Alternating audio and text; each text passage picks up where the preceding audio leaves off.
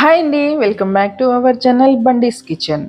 ఈరోజు వీడియోలో ఇంట్లోనే ఎంతో టేస్టీగా చాలా సింపుల్గా బాదుషాని ఎలా ప్రిపేర్ చేసుకోవాలో చూసేద్దామా. ముందుగా పాకాన్ని ప్రిపేర్ చేసుకుందాం. దానికోసం మందపాటి గిన్నె తీసుకొని అందులో 2 కప్పుల షుగర్, 1 కప్ వాటర్ కూడా యాడ్ చేసుకోవాలి. నేను 1/2 కప్పు వాటర్ యాడ్ చేశాను, మళ్ళీ ఒక 1/2 కప్ యాడ్ చేసుకున్నాను. షుగర్ అంతా కరిగిపోయి లేత తీగ పాకం వచ్చేంత వరకు ఇలా మరిగించుకోవాలి. ఆల్మోస్ట్ షుగర్ అంతా కరిగిపోయిందండి. ఇప్పుడు ఇందులో 1 స్పూన్ ఇలాచీ పౌడర్, అలాగే చిటికెడు కుంకుమ పువ్వు కూడా వేస్తున్నాను. కుంకుమ పువ్వు అనేది కంప్లీట్గా ఆప్షనల్ అండి, మీకు నచ్చితే వేసుకోవచ్చు, లేదంటే స్కిప్ చేయొచ్చు. ఇదంతా ఒకసారి కలిసేలాగా ఇలా తిప్పుకున్న తర్వాత ఇది పాకం వచ్చిందో లేదో ఒకసారి చూసుకుందాము. వీడియోలో చూపిస్తున్నట్టుగా తీగ పాకం అవసరం లేదు, చూస్తున్నారు కదా. సో ఇలా ఉన్నప్పుడు స్టవ్ ఆఫ్ చేసుకొని దీని మీద క్యాప్ పెట్టేసి పక్కన పెట్టేసుకుందాం. ఇప్పుడు పిండి కలుపుకుందాము. దానికోసం ఒక బౌల్ తీసుకొని 2 కప్పుల మైదా పిండి తీసుకోవాలి. షుగర్ ఎంత తీసుకున్నామో పిండి కూడా సేమ్ అంతే క్వాంటిటీ తీసుకోవాలండి. ఇంట్లో చిటికెడు సాల్ట్, కొంచెం వంట సోడా, ఒక 1/2 స్పూన్ బేకింగ్ పౌడర్ కూడా యాడ్ చేయాలి. అలాగే ఇందులో 1/2 కప్పు వరకు వేడి చేసిన నెయ్యిని వేస్తున్నాను. నెయ్యి లేకపోతే డాల్డా అయినా వాడుకోవచ్చండి, కానీ నూనెను మాత్రం వాడకూడదు. వేసుకున్న నెయ్యి అంతా పిండికి పట్టేలాగా మొత్తం అంతా ఒకసారి కలుపుకోవాలండి. ఇదంతా కలుపుకున్న తర్వాత పిండిని పట్టుకుంటే ముద్దలాగా అవుతుంది. వీడియోలో చూపిస్తున్నట్లుగా ఇలా ఉండాలి. సో ఇప్పుడు ఇందులో ఒక 1/2 కప్ పెరుగుని యాడ్ చేస్తున్నాను. పెరుగు కూల్గా ఉండకూడదండి, రూమ్ టెంపరేచర్లోనే ఉండాలి. పెరుగు కూడా మొత్తం అంతా పిండికి పట్టేలాగా ఒకసారి కలుపుకోవాలి.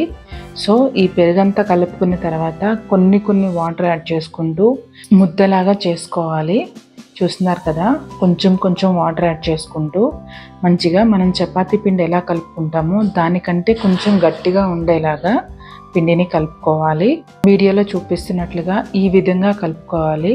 దీని మీద క్యాప్ పెట్టి ఒక 10 నిమిషాలు అలా రెస్ట్ ఇద్దాము. 10 నిమిషాల తర్వాత మళ్ళీ ఈ పిండిని కలపకూడదండి, కలుపుకుంటే ఆ లేయర్స్ అనేవి పోతాయి, బాదుషా షేప్ అనేది కరెక్ట్గా రాదు. సో ఆ పిండిలో నుంచి కొంచెం పిండి తీసుకొని ఇలా 2 అరచేతుల మధ్యలో పెట్టుకొని చిన్న రౌండ్ చేసుకోవాలి. తర్వాత ఒక హోల్ పెట్టుకోవాలి. మీకు ఏ సైజులో బాదుషా కావాలి అనుకుంటే ఆ సైజులో చేసుకోవచ్చండి. చిన్నగా కావాలి అనుకుంటే కొంచెం పిండి తీసుకోవచ్చు, అదే పెద్దగా కావాలి అనుకుంటే పిండి కొంచెం ఎక్కువ తీసుకొని చేసుకోవచ్చు. 1 by 1 ఇలా కొంచెం పిండి తీసుకుంటూ అరచేతుల మధ్యలో గట్టిగా ప్రెస్ చేస్తూ చేస్తే బాదుషా షేప్ అనేది కరెక్ట్గా వస్తుంది. అన్నీ ప్రిపేర్ చేసుకొని పక్కన పెట్టుకోవాలి. సో ఇప్పుడు డీప్ ఫ్రై కోసం ఆయిల్ హీట్ అయిందో లేదో చూసుకుందాము. ఆయిల్ అనేది మరి హీట్ ఉండకూడదు, లో టు మీడియం ఫ్లేమ్లో ఉంచుకొని బాదుషాలని ఫ్రై చేసుకోవాలి. ఇలా ఆయిల్లో వేసిన తర్వాత వెంటనే మనం గరిటె పెట్టి తిప్పకూడదండి. బాదుషాలు వాటంతట అవి పైకి వచ్చేంత వరకు కదల్చకుండా అలానే ఉంచేస్తే అలా పైకి తేలుతాయి ఆయిల్లో. సో అప్పుడు మనం టర్న్ చేసుకొని ఫ్రై చేసుకోవాలి. గోల్డెన్ బ్రౌన్ కలర్ వచ్చేంత వరకు వీటిని ఫ్రై చేసుకుంటూ ఉండాలి.